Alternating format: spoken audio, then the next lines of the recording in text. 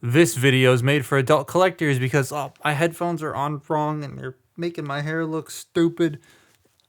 This is gonna make absolutely no sense at all, but messing with this for some reason has really reminded me a lot of messing with this. This is RID-15 Warrior Megatronus, but like, I don't know, something, they're not similar in the slightest. The way they transform is completely different. This has more articulation than this, but I don't know, something about them just feels very familiar and very nice. Again, it makes no sense, but that's just, you know, I'm a bit stupid. I know these are called prime changers, but they are like cheap deluxes in my eyes, because over here a deluxe in Canada costs about $37 Canadian, which is 26 US dollars. These are 25 Canadian dollars, which converts to 18 US dollars for a deluxe size and deluxe complex. Wow, that's not how you say that word at all. Deluxe complex figure, there it is, in 2026. That's actually really good. And the figures themselves are pretty decent to, damn, this Megatron is nice. I was only gonna get Megatron, but I decided to buy all three because I'm weird. Prime and B are simply redecos of their Cyberverse toys, but this time without the yellowing issues, and Megatron is entirely brand new. Don't know why they made him brand new, but I am very happy they did. The Cyberverse Deluxes kind of feel like spiritual successors to the brilliant RID-15 Warrior line, cheaper deluxe type figures. The Earthspark Deluxes were kind of like that too. Speaking of Earthspark, this Megatron really does fit with Soundwave, honestly. I like how these two look. But these three figures kind of show what I want A-level to be, kind of. A-level are deluxe prime and B figures that sit on the shelf. They are designed to just do that. Sit there for an entire year. Be an easy to grab prime and Bumblebee for casual fans or parents that constantly go on sale and stuff. These do the same thing but for a younger audience. However, they are cheaper, which makes them way more enticing to me than the normal A-level figures. Yeah, the normal A-level guys are better figures overall, but I mean, $12 cheaper is a huge savings when it comes to collecting toys. Business mumbo jumbo aside, this Megatron is so nice. I was kind of surprised that he isn't just the Cyberverse one again, but this does match the Evergreen design a bit more. Please do a barricade, I beg you. But this has a lot of gray. A lot of gray. And Megatron is usually just all gray, but part of me wishes it was a tad bit darker. There are bits of red splashed throughout, and I think it could have used a tiny bit more, maybe in like the inner legs or something. With the Cyberverse Prime and Bumblebee, he does fit, even though he's not the same Megatron that went with them, because B and Prime here are so close to their Evergreen designs already, they didn't need to change them, and then Megatron just sort of fits. He is really buff looking. Bro has been hitting the gym or something, noticing no progress for the first few weeks, and then 1 week all the progress hits him like a truck, and now he can't get out of bed in the morning. That happened to me like the other day. I like all the detail they packed into the mid-torso of the figure. I'd never get bored looking at that. The missile pods on the sides of the legs are a really nice idea that I wish more Megatrons would do. He also has a mace and a brand new blast effect. The cannon isn't permanently attached to the arm. I thought it was, but it isn't. It comes packed separately. But you don't have to parts form it either to transform it into tank mode, which is kind of rare for a Megatron. I like that. I'm so glad they made him articulated like this. I knew the Prime and B were going to be fine, but Megatron, I was worried because it was a new mold and the cheaper price, and I was like, oh, they're gonna remove like head rotation or something. Like, I was expecting this when I heard they were doing prime changes again, but I'm glad it wasn't that. The reason I worry is because Hasbro has done that before. He feels fine. Plastic feels a bit on the cheap side because this figure is, well, cheap, but it's not the worst. Also, yes, Prime and B are here. These two molds I liked already. Well, Prime more than B. Prime does have some degradation things though, like his head doesn't want to sit flat on my copy, the little panel it's attached to, and the waist clip isn't as strong as I remember on my original. Bumblebee, I believe I didn't like that much way back then, but I'm not gonna go and listen to my own voice, so I'm not touching that old video to figure out what exactly I said. But while Prime doesn't have a lot of changes in terms of color over the original, just a few little tweaks here and there, Bumblebee is very different. The black really helps this mold a lot, kind of makes him stand out more, that and that new intense looking yellow. It really draws me into B more, even if his shoulders are just complete ass. Bumblebee and Prime are okay at posing. Prime's hips are a little limited, and Bumblebee's hips and shoulders are a bit more than just a little limited. Megatron though, he is nice, real nice.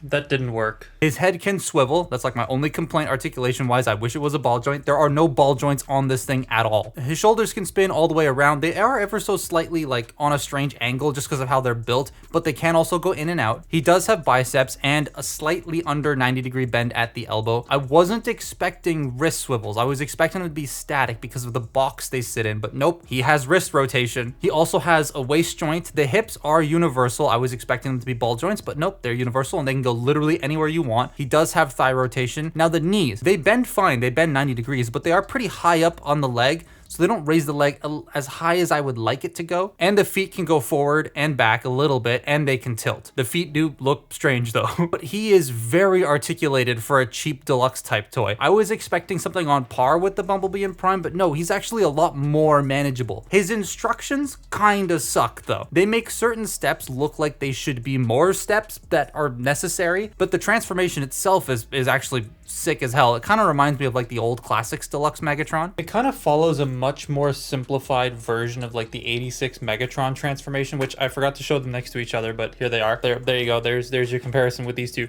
But you know how this guy's legs unfold and they flip around and the arms go up to the back and then like the torso does some stuff. This does the same thing, but like more simple because it's a deluxe budget, not a leader class budget. This figure is still really nice, by the way. And you don't have to take the cannon off, which is fantastic. However, one thing I will point out right now, you're supposed to slide this out forward for the tank mode, but this doesn't like lock. It locked at first. It stopped locking now. So it just pushes itself back in. It stays out fine, but like if I bump it slightly, it does just go away. It locks here, which is great, but it doesn't lock here, which is a little bit annoying. The missile pods are packaged separately. They are on 5mm ports. However, you also don't have to take those off for transformation. They can stay. So everything stays on this. I think that's awesome. The first thing I'm gonna do is come back here and take this like shell piece and fold it forward and up, and it's going to be the front of the tank. It's gonna cover his head. Then you wanna take this arm and rotate it this way so that all these pegs are facing, you know, to the back. This side's a little bit more complicated. So you want to fold the cannon around, then you want to take this section and swing it, and you want to swing it around to the other side. Rotate the arm 90 degrees so that the pegs are facing this way, and then they're going to peg into the side of the barrel on either side. Come on, get in. The tank barrel is painted all black, so part of me does kind of worry about scratching that a little bit, but it seems to be fine so far. Now you're gonna fold the arm up, but when you fold it up, there's this little stand port that he has on the back that's going to peg into the underside of the cannon. Bring that up and get that locked into place there and there. Then you bring this side up and it's going to peg into the barrel, and that is your well, hang on.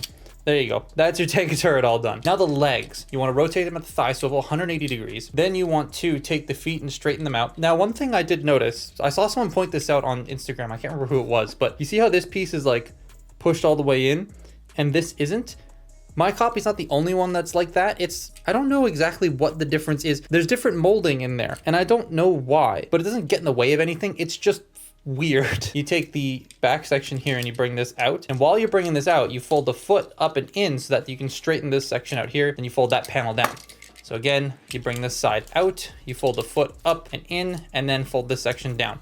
And then these are just going to fold around. They're going to peg into here and into here. So you bring this up and over, and you want to make sure the foot is straight, because if the foot isn't straight, it's not going to hug this and it's not going to sit flush. You get all that tabbed together like so. That's one side of the tank. Again, this side, bring it around, make sure the foot is straight. It's not straight, what's going on? Then you have all that pegged together. Now you want to take these pieces here and you want to bring them out and rotate them 180 degrees, and they're going to peg into these little tabs or these little slots right here. They're not tabs. That's not what a tab looks like. Then you fold the missiles around, and there you have the like metal sluggy looking tank mode. I really like doing that transformation. It's just the arms that are a bit fiddly. That's one really cool looking tank mode. I love the way this looks a lot. The little extended barrel and the bulky metal slug-esque look. The turret though doesn't rotate. That is a shame, and that's because, you know, cheaper figure, so I'm expecting some give, and given how nice the robot is, I'm okay with the give being here, but part of me still wishes it could rotate. The wheels are all pinned, so he moves around quite well, and it's a decent size, about the same size as the other two prime changers from this line. And I love all the nice detail on the side of the treads. I just wish there was more paint on this guy. Maybe Toy Hacks can do something about that. I know this is a, you know, $18 US